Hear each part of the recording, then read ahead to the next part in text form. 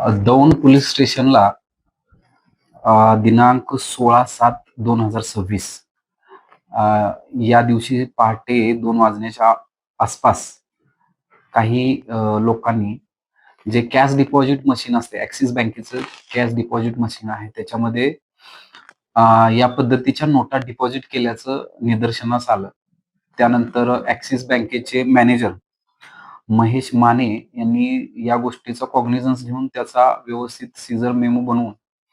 अ, त्या नोटा या फेक इंडियन करन्सी नोट आहेत, FICN आहेत हे करून त्यानंतर पोलीस स्टेशनला रिपोर्ट दिला. त्या अनुषंगानं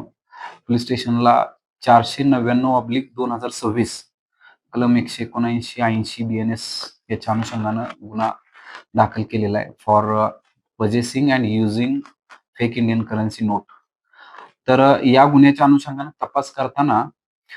5 आरोपी आम्ही त्या अनुषंगानं जे डिपॉझिट करण्यासाठी आलेले व्यक्ती असतील किंवा त्याच्या अनुषंगानं त्यांच्याशी संपर्कात असणारे जे व्यक्ती आहेत,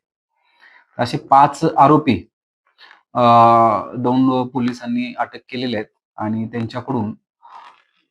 हे फेक इंडियन करन्सी कुठं बनवली जाते किंवा त्यांचे सप्लाय कुठं आहे, त्यांचे फॉरवर्ड आणि बॅकवर्ड लिंकेजेस काय आहेत, तर या सगळ्या गोष्टीचा तपास करून त्याचबरोबर या नोटांच्या अनुषंगानं त्यांचा फॉरेन्सिक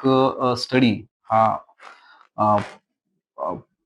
प्रेस जी आहे आपली नाशिकची किंवा FSLच्या माध्यमातून आपण तोही अ, त्याचं एक्झामिनेशन करून घेतोय आणि त्या अनुषंगानं अ, पुढची जी कारवाई आहे ती चालू आहे. लवकरच याच्यामध्ये जे मूळ किंवा मेन कल्प्रिट आहेत, तर ते पकडून आपण याच्यामध्ये मला असं वाटतं की एक चांगली कारवाई